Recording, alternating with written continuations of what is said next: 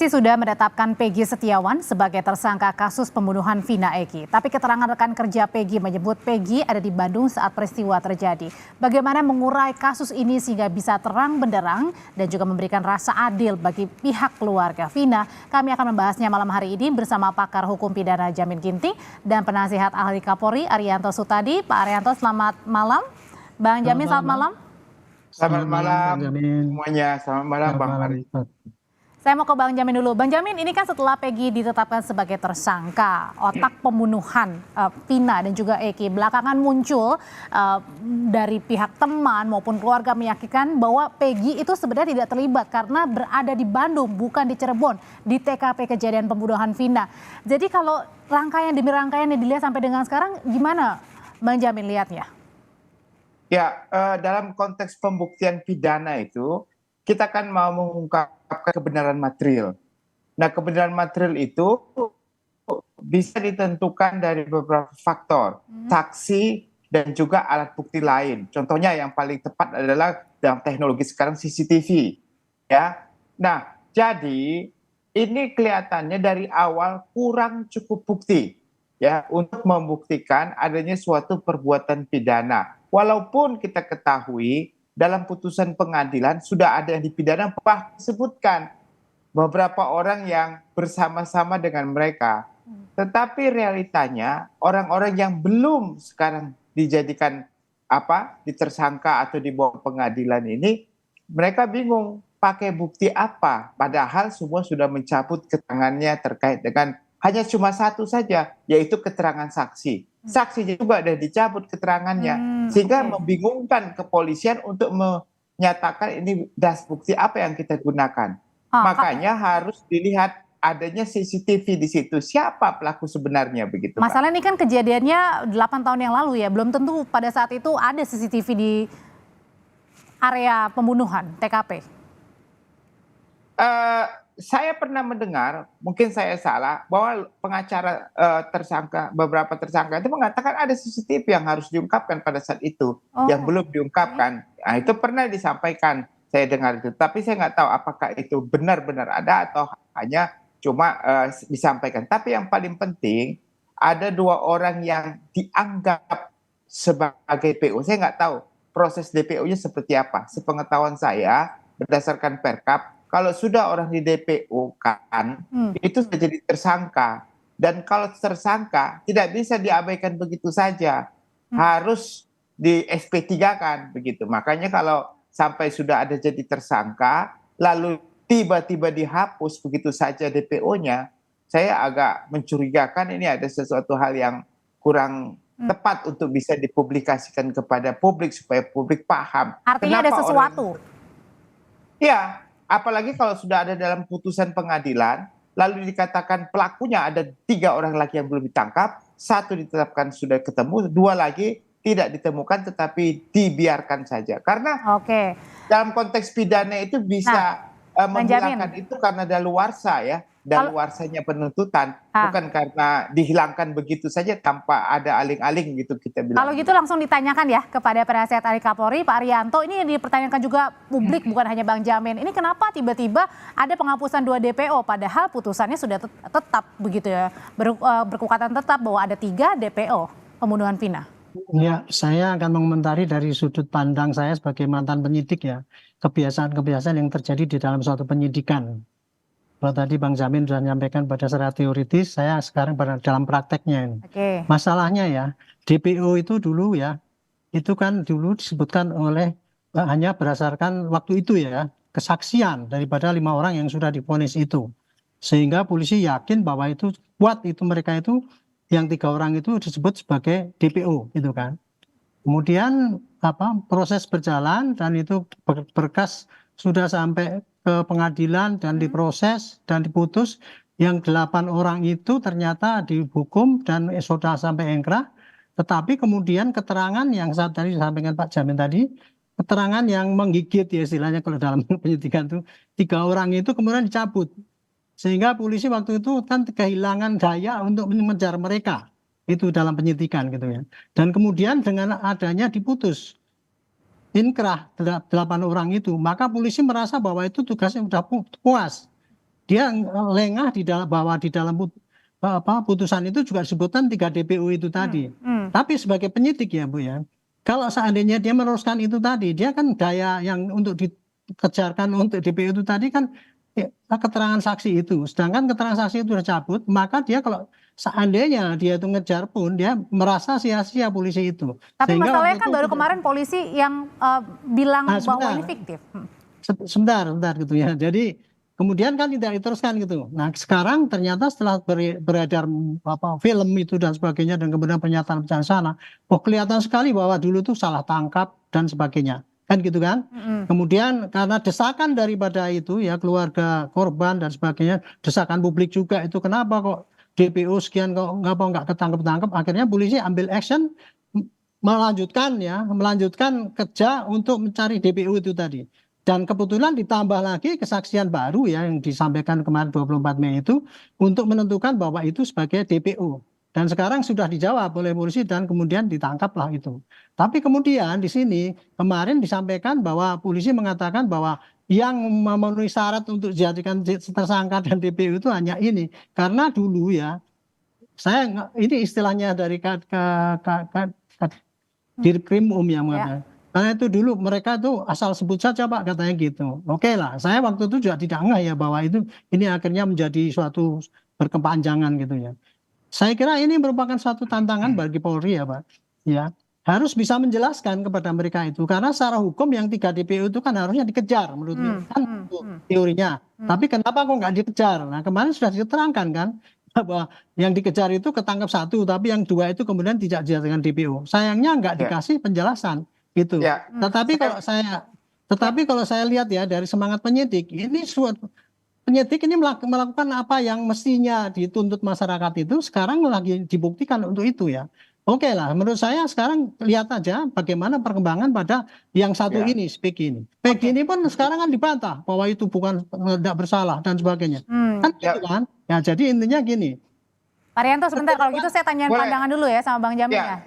Saya kasih komentar begini ya. Kalau orang sudah ditetapkan jadi DPO, itu berdasarkan Perkap 14/2012, dia sudah pasti jadi tersangka. Berarti dia sudah punya 2 alat bukti yang cukup untuk menyatakan dia sebagai tersangka sehingga orangnya kabur dan harus dicari. Nah kalau sampai dia dihilangkan begitu saja, itu membuktikan bahwa tidak ada alat bukti yang menunjukkan kalau dia bukan jadi tersangka. Padahal belum pernah diperiksa. Nah pertanyaan saya, 2 orang itu pernah nggak dicari, ditemukan, dan diperiksa? Kalau setelah diperiksa baru dibuktikan dia tidak bersalah, nggak apa-apa, tinggal bikin SP3. Tapi ini nggak pernah diperiksa, nggak pernah langsung dihilangkan gitu namanya. Siapa orangnya, langsung dihilangkan. Nah itu yang menjadi permasalahan. Kenapa kok sampai polisi, saya bilang, kok bisa seteledor itulah menurut saya gitu loh. Harusnya nggak apa-apa, cari, temukan, periksa, lalu tentu saya jelaskan ya. Aku SP3 begitu. Ya, memang teorinya seperti itu, Pak. Tetapi bukan di dalam praktek, bukan ya memang teorinya kayak gitu. Perkapnya memang kayak gitu juga. Polri yang mengatur begitu ya, laksanakan dong polisi. Saya tidak menyangkal. Saya tidak menyangkal polisi itu keliru. Jangan bilang praktek, Pak. Ini teori. Saya tidak membela polisi yang prakteknya salah, Pak. Tetapi saya ingin menerangkan ini ya. Kenapa kok kemudian polisi tidak gitu ya gitu. Karena dulu tadi kan disebut ada minimal 2 alat bukti yang kuat, yang cukup. Pada saat itu memang kuat Pak, ada karena dia sebut dialah pelakunya gitu. Nah kemudian ditetapkanlah dia sebagai DPO. Tapi belakang karena itu cabut, maka polisi menafsirkan ya Pak ya, bahwa dia mengejar itu tadi sudah tidak sangat serius karena apa? Yang 8 itu sudah diputus dan itu sudah menjadi tersangka. Nah yang DPO ini kemudian karena itu tadi kesaksian yang satu yang tadi kok katanya tadi ada 2 alat bukti kemudian hilang 1 kan berarti kurang. Dan dalam pengalaman penyidikan ya Pak ya, apabila polisi itu menyampaikan kepada jaksa Pak yang kurang kayak gitu tuh biasanya akan ditolak. Itulah kira-kira ya Pak penyidik itu tidak meneruskan gitulah. Nah kemudian sekarang polisi sudah meneruskan ya. Oke lah, kita kejar ya semaksimal mungkin dan sekarang akan kita teruskan ini Pak. Kita lihat saja nanti ya. Mudah-mudahan ya ini bukti-buktinya cukup kuat sehingga dia dijadikan tersangka sesuai dengan tuntutan daripada korban gitu. Tapi saya ingin sampaikan ya. Polisi kerjanya teledor apa tidak itu Pak ya. Itu adalah dari sebenarnya Polisi kalau pengamatan saya, Pak, polisi kerjanya teledor apa tidak itu, kalau di dalam penyidikan itu, Pak, endingnya adalah kepada bagaimana putusan Pak pengadilan Arianto, itu. tapi gimana 2 DP itu dihilangkan, padahal kita juga sampai saat ini kan masih publik juga, bahkan kuasa hukum dari keluarga Vina mempertanyakan apakah benar Peggy ini otaknya atau jangan-jangan. Nah sekarang bagi yang udah ketangkep aja masih dipertanyakan, ya nggak apa-apa itu silakan. Justru polisi sekarang ini bagi ditangkap kemudian akan diperiksa cari bukti-bukti yang lain, apakah dia itu tersangka atau bukan, atau bukti lain yang meringankan dia apakah dia bukan tersangka. Pasti nanti itu akan di SP3 seperti tadi katanya Pak Jamin Ginting, kalau tersangka itu nggak terbukti akan di SP3 gitu. Tapi kalau bagi ini nanti kemudian buktinya kuat, alibi kuat untuk menunjukkan bahwa dia tuh berbuat seperti yang dituduhkan di dalam putusan pengadilan itu, maka pasti akan dikirim ke kejaksaan. Hanya saya satu ya yang saya ingin pertanyakan tadi. Polisi itu ukuran keberhasilannya ya, Baik. kebenaran kerjaannya itu adalah apabila dia sudah mengirim tersangka itu dan divonis gitu. Kalau terjadi kekeliruan dalam penerapan hukum itu, dia bisa digugat atau pakai peradilan ataupun pakai PK dan sebagainya gitu. Nah sekarang yang saya heran juga ya, kenapa kasus yang dulu itu diperkas oleh polisi, oleh hakim diputus, gitu loh. Kok dengan mudahnya diputus seperti itu? Ini yang mesti dieksaminasi ya juga pengadilan juga, kenapa itu, termasuk jaksanya juga kenapa meloloskan berkas itu gitu. Kalau memang mau dieksaminasi itu yang terjadi gitu. Saya ke Bang Jamin lagi. Bang Jamin, sebenarnya kalau melihat dari kasus ini, sebenarnya ini kasus yang sangat rumit untuk dibuka atau sebenarnya ada gimana? Ya saya nggak tahu di balik ini ada apa, siapa pelakunya, atau ada orang-orang tertentu yang mempunyai kekuatan untuk bisa mengaburkan orang-orang yang tertentu yang dianggap sebagai pelaku ya. Nah, semua rata-rata kan pelaku ini menyatakan tidak bersalah, tidak melakukan perbuatan. Ya, bahkan konferensi pers kemarin saya juga kaget, berani ya dengan ngomong gitu. Berarti kan dari hati nuraninya itu langsung.